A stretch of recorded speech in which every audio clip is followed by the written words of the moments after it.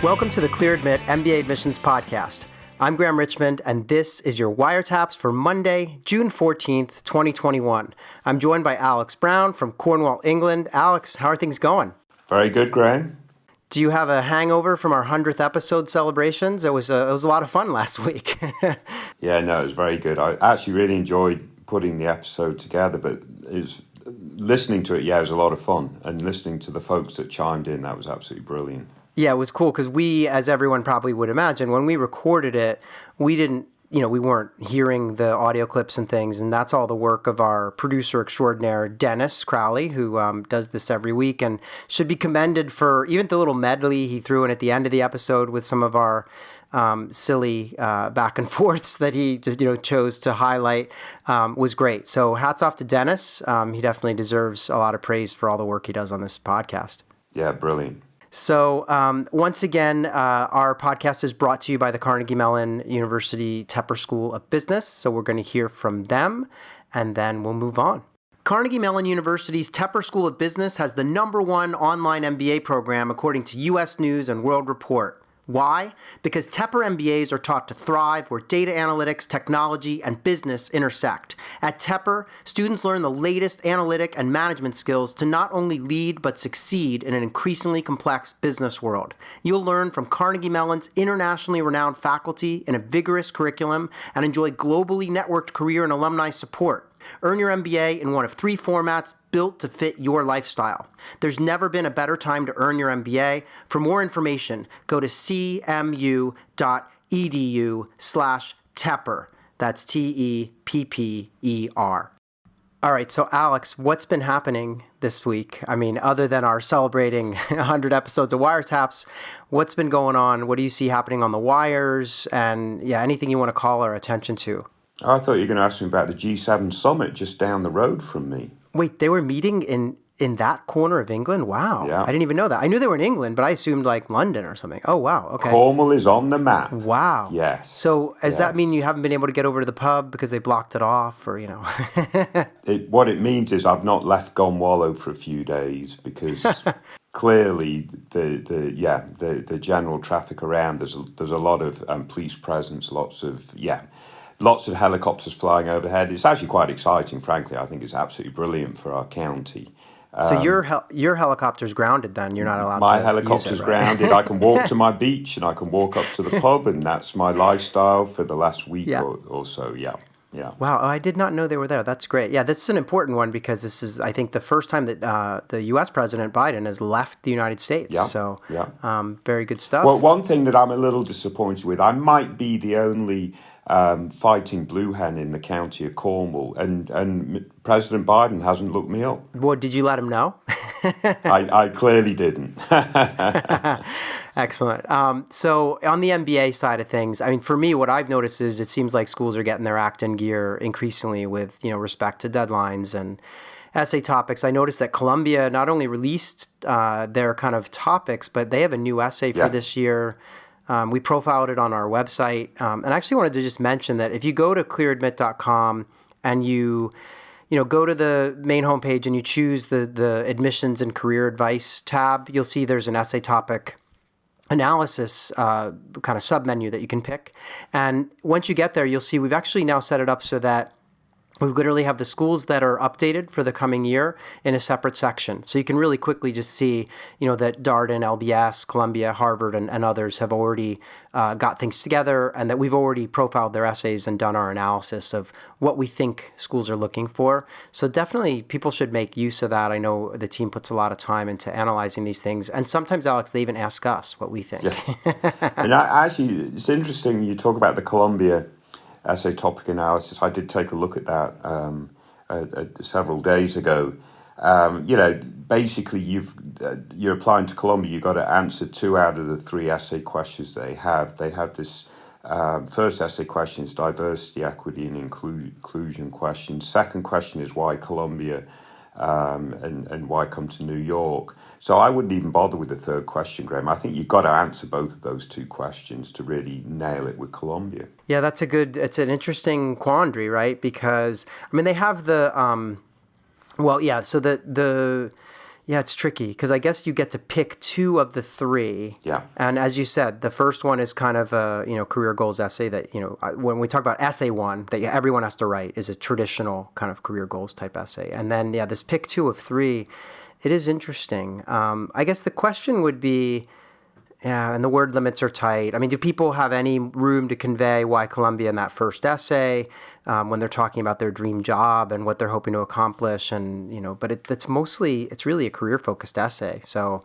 yeah, it's a interesting, you know what we're going to do? I'm pretty sure Columbia are participating in one of our events this summer, or maybe it's later in the summer, but I will ask. And I'm actually going to have Emily Thomas, who's director of admissions there, on the podcast in a couple of weeks. So I'm going to ask her this very directly, and she's terrific, so I'm sure we'll get a direct answer. I suspect she'll say you can answer whichever ones you want, but I'll let her know your point of view. That's going to be the standard response. But frankly, essay of those 3 opt 2 out of 3, that middle one, why Columbia now? I think everyone has to answer that question because Columbia really needs to know how you've thought through that aspect of your application. We know that. And this new essay, I think they're going to want to learn from that. So, it's to tricky. me, it's the first 2. Fair point. In other news, the only other thing that I wanted to talk about before we get into, obviously you picked out some great candidates for us to profile this week, but the only other thing I wanted to mention is that besides all these essays coming out and our profiling, with our analysis of them, we continue to run, I think we're almost done with the Real Humans MBA alumni series. And I know that we just pushed out someone working at 3M. There's a candidate or an alum who works at Ambev, and then somebody from Novartis, and I'm going to not remember which schools, but I know it's like NYU, Cornell. These are all grads from top schools working at interesting companies and doing pretty great work. And so we continue to profile these.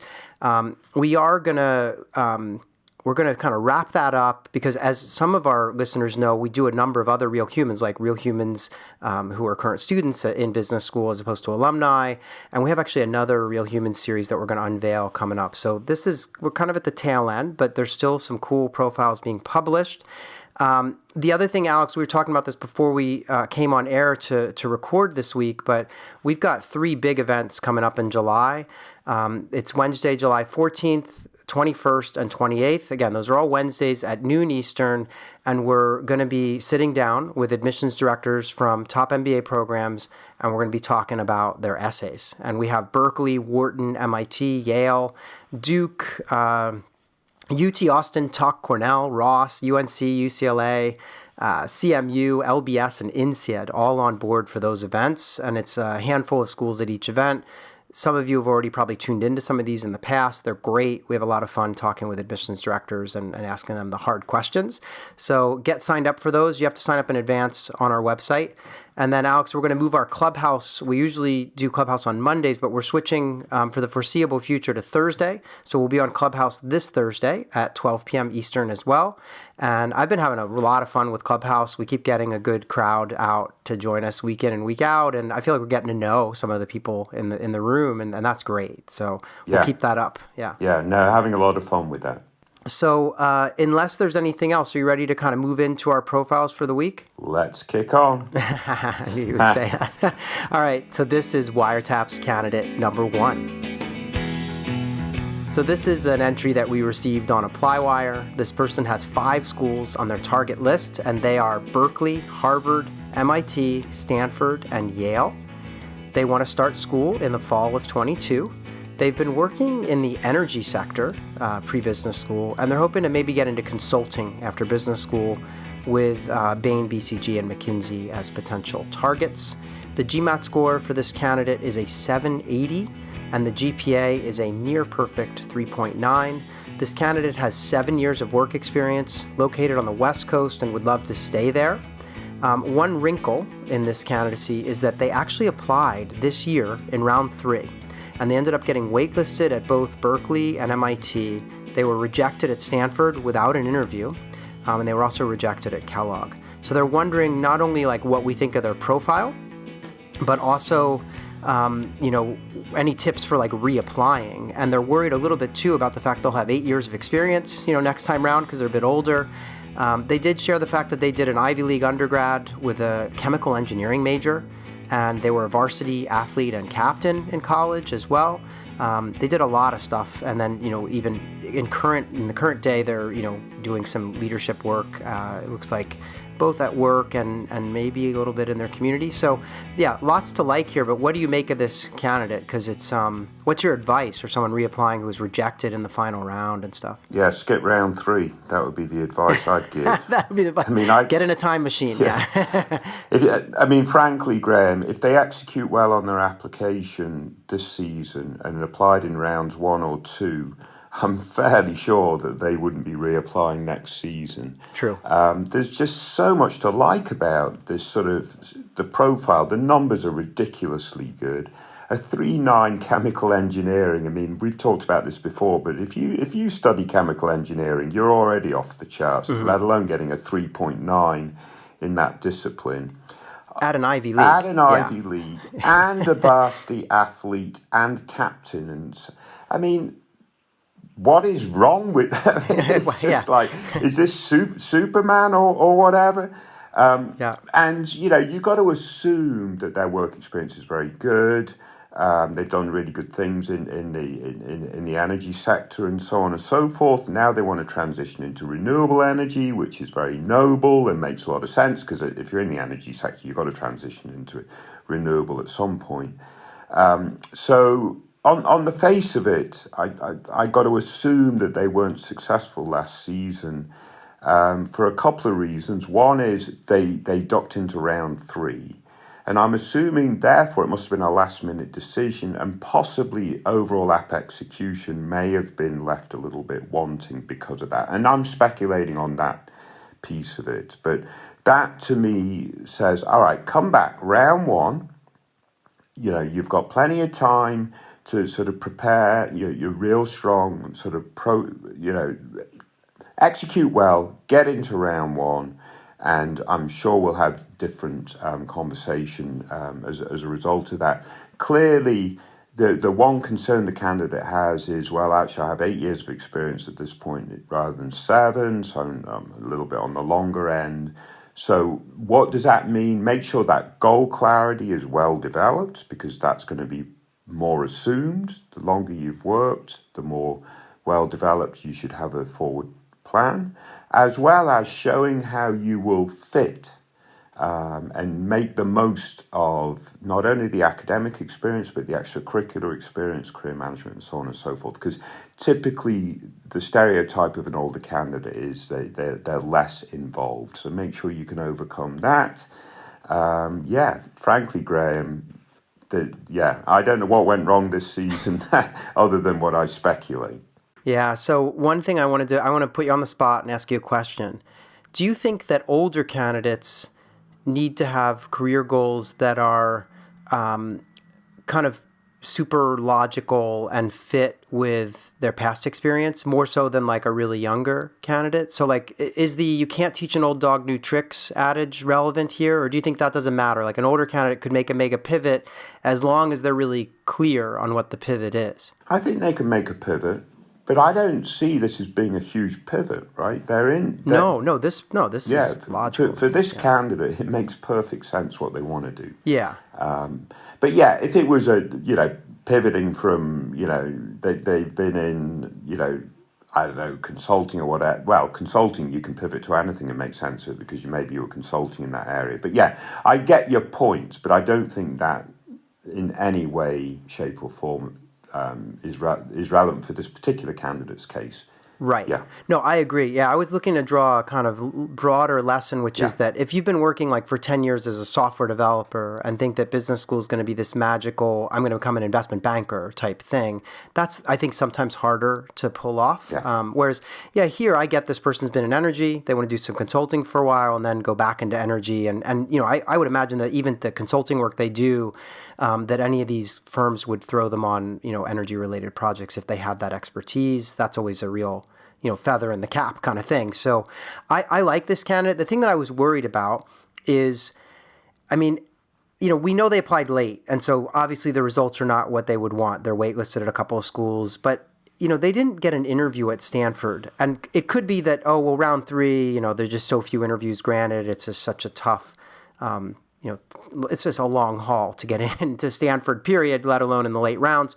But I couldn't help but wonder, did they throw stuff together, like you were saying, because they were late? And so I would just encourage this candidate to think very carefully about their overall strategy, make sure that they cross their T's and dot their I's, because I would hate for someone with this kind of a profile and these kind of great numbers to sort of miss strategically when it comes to putting together their application. So again, I think everything will be fine if they apply in the first round, like you said. Yeah. But and I will mention they did say they're a relatively new listener to the podcast, but that they love it. So that's great.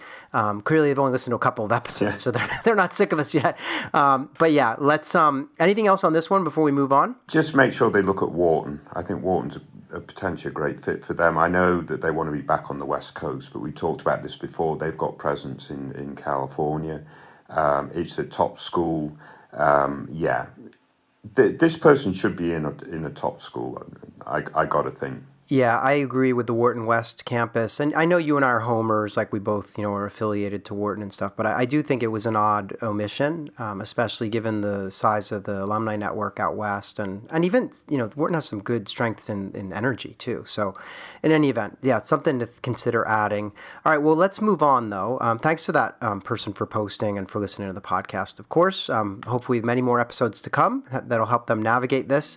Let's move on and talk about WireTaps candidate number 2. So this is another ApplyWire entry, and it's another candidate looking to start school in the fall of 22. They have 6 schools on the target list, and those are Berkeley, Cambridge, London Business School, Oxford, Stanford, and University of Washington Foster. This person is a lawyer, and they want to kind of pivot into tech or entrepreneurship. They list some companies. Those are Amazon, Facebook, Google, Microsoft, Twitter. GRE score is a 327. GPA from undergrad is a 3.4. They have 6 years of work experience, and they're currently in the UK. They would love to either land there post MBA or potentially go back to the US on the West Coast. They indicated that they're a US trial attorney that's been transitioning into international M&A and corporate governance, and they're seeking an MBA to fill in the financial and operational knowledge gaps and to pivot from their current industry focus towards tech. So Alex, you had some back and forth with this candidate because you were confused as to what the heck is a U.S. trial attorney doing in the U.K. And how that all fit together. So why don't I'll let you kind of walk everyone through some of those details and then, give us your assessment of this candidate. Yeah, I mean, again, actually today we picked 3 great candidates, quite frankly. So I'll just be very upfront about that. And I like this candidate. I mean, obviously it looks like they've done very well as a US trial attorney. They talk about some of their experiences doing that. They want to get more into sort of the mergers and acquisitions, learn the business side of it with an international firm. I mean, it all makes sense. It is a bit of a pivot. So we talked a little bit about pivoting. But again, I think it's a little bit of a marginal pivot. You're wanting to get somewhat involved in some of the stuff you're currently doing, but perhaps with a better sort of business sort of grounding and sort of providing maybe legal advice in M&A and that kind of stuff. So I think they're super smart. The 327 GRE, their GPA I guess is okay. It's 3.4. I mean, it's not outstanding, but it seems fine. And it looks like they've done very well as a litigator. They made the decision to go to London to gain some more international experience and sort of maybe transition, I guess, into this more M&A type opportunities. Unfortunately for them, they made that transition just as COVID hit. So that sort of created some unemployment time, which again, lots of candidates will be facing this challenge. During that time, they did some volunteer work and so on and so forth. So to me, that's proactive. They're getting involved despite the dread, the circumstances that were thrust at them and stuff. So AdCom should like that. And now they've gotten a position and they've sort of made progression in this new position and they can illustrate and show that. So I think that's also going to play well in their favor. So oftentimes, circumstances haven't been ideal for this candidate, as will be the same for lots of candidates. But if you're switching geography and potentially industry at the time that a pandemic hits, you're probably in for a bit of a double or triple whammy in terms of how it impacts you. But I think this candidate has handled these issues quite well, or at least it looks like that they have. So from that perspective, I think that's all very positive. The only thing that I would really encourage this candidate to do is to sign up for MBA, HBS core or MBA math or something like that. Their GRE score is sort of 170 verbal, 157 quant. So just to shore up that quant side, I think that would be very good. Yeah, otherwise I think, potentially a pretty strong candidate here, Graham. Yeah, I agree. I guess when it comes to the test score and the quant, that 157 on the GRE, for those listening who are curious, that's like a 66th percentile. So it's a little low, especially when you look at the verbal and they have a 99th percentile. And you would expect this for a lawyer, right? I mean, you were just going to assume that the lawyer is going to do well on the verbal and not so well on the quant. But because the first semester, and arguably even the first year of business school, is really rigorous quantitatively, at least at most every leading MBA program, it's going to be important for the lawyers in the pool or anyone from a kind of qualitative background to show that they have that readiness. So I totally agree. HBS Online core, that'd be great, or anything they can do to kind of get ready. It'll also just show the admissions committee that this person's pretty serious about making this transition into business school. But yeah, I think as to their whole gap and the kind of the hardships that were dealt to them because of COVID, I think that's easy in the optional essay to explain, and they've landed on their feet. They're doing some work now, and but I think this just underlines their, they really want to make this transition, and I think they realize that the MBA is probably the best way to do it. And I presume they know this, but lawyers go to business school all the time, and it's usually for these express reasons, right? So it's an easy story to tell, and schools they want to have a handful of lawyers in the classroom. They're quite useful actually because they know the legal side of business and can often chime in with really great insights. So I like this candidate. I think. They have a little more explaining to do than maybe your average candidate because of the geography jumping and everything else. But again, I feel like it's doable. I mean, I guess, did you have any thoughts on their school selection though? I did want to ask you that. Okay.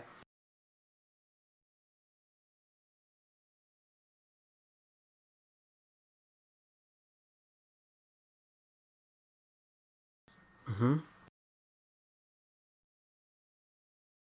Mm-hmm.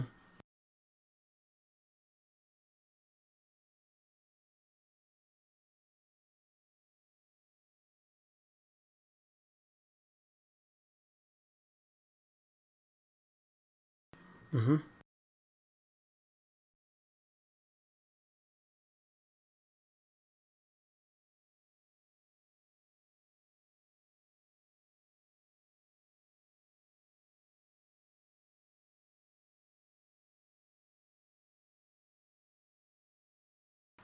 No, I'm not.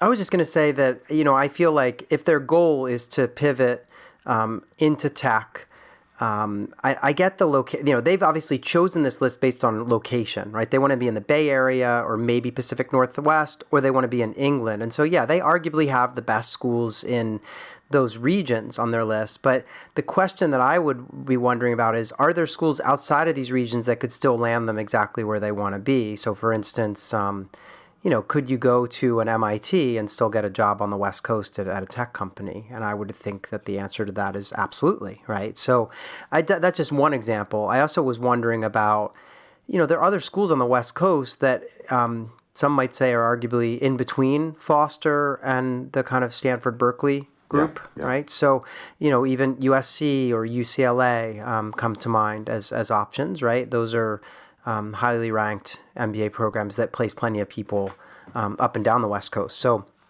that was just, that jumped out at me. And then I also just wondered, like, they're kind of an interesting candidate. They've had this international experience. Their numbers are pretty darn solid. I mean, do you think that they're missing an opportunity by not having, I don't know, a Columbia or a Wharton or, any of those types of M7 schools on the list? Yeah, no, I agree. I think I would at least have one or two M7 schools on the list. Obviously, they've got Stanford on the list, but I mean, that's the elite of the elite of the elite. I mean, I don't care who you are, even our prior candidate, Superman or whatever. Stanford's still a risk. Or Supergirl. Yeah, Or Supergirl. Superwoman, Yeah, I guess, right? We don't know. no We don't know doubt. if it was a man or a woman, right? But it doesn't matter how strong you are. Stanford's still a risk. So select at least agreed. one or two other M7 candidate programs, I think. And I think you listed. Yeah, I think Kellogg might be a decent fit. Yeah, it's a good one too. You selected Sloan, possibly Wharton, or yeah. I think I'm not as convinced Columbia would be the right choice because, again, Columbia, you really need to convince them why you want to be in New York City. Well, clearly this person doesn't want to be in New York City. So, unless they want to recruit in both the UK and the West Coast, and they would just split the difference. I'm not sure that Columbia would really be thrilled with that positioning. But No. All right. So, best of luck to that candidate, and thanks so much for posting. And I think they've, a lot of interesting things to think about, but clearly a competitive candidate who I think will get good results this year. All right, let's move on and talk about WireTaps candidate number 3. So this is, again, a third ApplyWire entry, also interested in starting school in the fall of 22. The target schools are Columbia, NYU, UChicago, Wharton, and Yale SOM. This person's been working at I guess they describe it as a credit-focused hedge fund, and they want to get into investment banking after business school. And so they've targeted Bank of America, Barclays, Citibank, Credit Suisse, Goldman, JP Morgan. The list goes on. I'll stop there. But basically all the big investment banks. GMAT score 760, GPA 3.4, and they have 4 years of work experience. They're in the Northeast. They'd love to land in New York, obviously. They noted in the comments that they are an econ and political science major from a Northeast state school, and that extracurriculars include the co-founding a green tech startup incubator when they were in college. They were also vice president of their school consulting club. They actually just did the CFA Level 2 last week, and they do some volunteering and mentoring at a local at-risk youth center. Alex, you had a little bit of back and forth with this candidate. I'll let you kind of take the first cut here. What do you make of this candidacy, and how competitive is this person? Yeah, I mean, I would caution this candidate. I know a little bit about the finance sector and the finance industry, and obviously over the years, working MBA admissions, I sort of learned a lot more through osmosis or whatever. But they're pretty jargon heavy in some of their communications on this entry, and that's important to back away from that. Certainly in your applications, and I'll give you an example here, Graham. So to add, funders change strategies from a single name book, 20 to 30 positions, to a more quant with 200 plus names. So I assume I should know a little bit about that. Thus, my role has changed a lot from fundamental credit analyst to a mix of back testing strategies. Now I'm just completely lost. I don't know what I mean, surely I can Google back testing strategies, but you can't assume an AdCom is going to have the time or patience to really get their head around this stuff. You're not going to Google it if you're reading the file when you have like 30 other files to read. Yeah, exactly. So I just caution this candidate, and they probably know this already, and probably just assume that because I'm working with Clearamid, I'd know a bit more about this stuff. But certainly tease out that jargon on your application resume for sure. Tease it out on your essays and so on and so forth. I reckon this candidate is super smart. Obviously, GMAT 760, that's very good. I think their GPA is okay. It's not outstanding, but with the 760 GMAT, there's going to be no questions there, I'm sure. It looks like they were also concurrently quite busy in college. They did some cool things. They co-founded a startup incubator that focuses on green tech. All this stuff sounds really good. So I got to think that this is a good, solid, smart candidate. Just don't know where the wow factor is, other than obviously that smashing GMAT. But yeah, we don't see as many candidates these days with goals of investment banking necessarily, Yeah. so that's quite good. That can potentially help them a little bit, I suppose. And yeah, their target schools for investment banking, they've got Columbia Stern, Booth and Wharton in the mix, so they're all very strong in that domain. Probably And I would argue that Yale, and they're smart too. I mean, Yale does really well with New York placements because they're so close. Yale Too. Yeah. and Johnson and others would fit in Yeah. there also. But yeah, I think a good candidate, Graham. I had a question for you. So, do you think that you talk about how it's true we don't see as many people wanting to get into investment banking as maybe we used to. And I guess it helps that this person's already working in finance.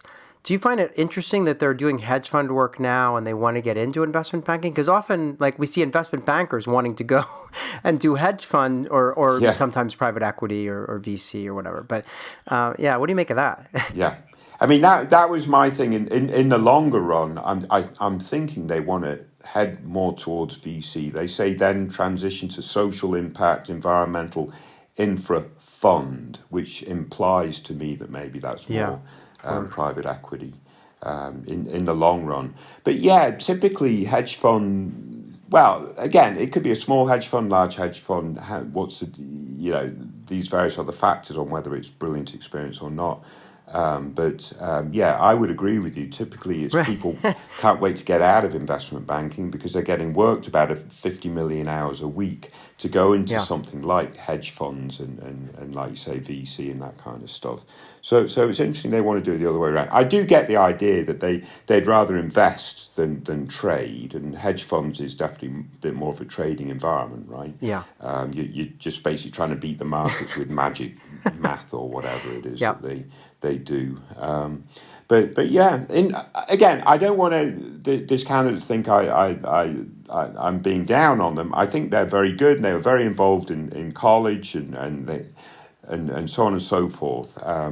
Just that little bit of magic, that little bit of stardust, I don't quite see it here, but nevertheless, this to me is an M7 type candidate. I got to think that. Yeah, what I think is going to be really fundamental to the success of this candidate's effort is they co-founded this green tech startup incubator when they were in college. Okay, and the nice thing about that is that to me is the beginning of this interest in kind of green tech, and I feel like they can, if they do this right, that can connect to their desire to work in the energy sector within investment banking post MBA, because I think anyone working in energy is going to be obviously interacting with some clean tech and green tech and right, so that renewables, whatever. So that makes sense. And then in the longer term, you're right. If they want to work at a PE fund that's investing in social impact or environmental or infrastructure projects, I guess you could see this kind of thread being woven across the three. I would almost recommend that they narrow it down. Because obviously social impact is kind of really broad. Environmental related investing, I don't really know what they mean there. Is that clean energy? Hard to say. And then infrastructure is like a whole other ball game too, although I guess energy is part of infrastructure. So I just would encourage them to hone this, like really hone in on what it is they'd want to do. And also to not make it seem, I said this to you before we came on the air, but I was a little worried. I was like, okay, they want to do banking in the energy sector in the short term. And then in the long term, they have this like social impact, environment stuff. And I was like, okay, that's sort of, I worried that it could come across as, well, I want to go do banking and then I'll do good later in terms of, investing in social impact stuff or, so I just want to make sure that this thread of or this interest that they have in the energy sector and in clean tech or, green tech as they call it, is like consistently there, even during that first phase out of business school. If there's a way like for them to weave that in, I think they'd be more successful. Yeah, I think that's fantastic. Yeah. Yeah. So but other than that, I think this is an interesting candidate. I think, do they risk getting lost in a sea of other New York, kind of finance folk? I don't know if did they say they're male or female? If it's kind of a white guy in New York, there may be a lot of folks like that. But if they can bring some of these other interests to the fore and their track record for being active around green tech. And I think there's a way forward. And I agree with you that they're definitely an M7 candidate. So best of luck to them. I think this is interesting. Do you want to learn something, Graham? Do I want to learn something? Yeah. What do you mean? Yeah, I'm always wanting to learn something. I just Googled backtesting. Oh, I see. Okay.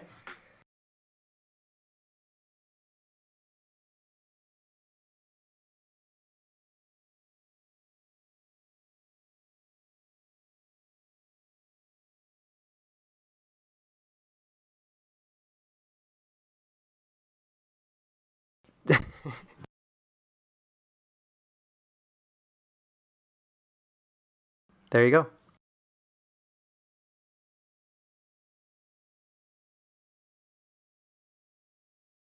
So I think I guess what they're saying is that basically if you're using backtesting, it's a way to go back in time and pretend that you invested in A, B, and C and see how it would have performed. And if A, B, and C investing was like the following a specific, strategy or something, you could then see how it would have done. But that goes a little bit against, what we hear at the end of every kind of financial services ad, which is past results are not predictive of future performance. But anyway, no. But I know, that's they're it's pretty interesting. I mean, the way that folks, especially with big data now, I mean, the way people can use. Well, it's all big data and amazing. Artificial intelligence and machine learning. Yeah. If you throw out those three terms, Graham, people know you're smart. Yeah. Anyway, so we'll, I guess I think we've done it, right? We've gone through our three candidates this week. Appreciate you picking them out. Yeah, three great candidates, by definitely. the way. We're just having a little bit of fun, I think. Absolutely. So we'll be back in 1 week's time with another episode. In the meantime, please remember to rate and review this podcast. It really not only warms our hearts, but it actually gets other people to discover the podcast, which we really need in order to, build the audience and help our sponsors and stuff. So please tell somebody you know about the podcast. And Alex, I'll see you in a week's time. Yeah, brilliant. Thanks a lot, Graham. Stay safe, everyone.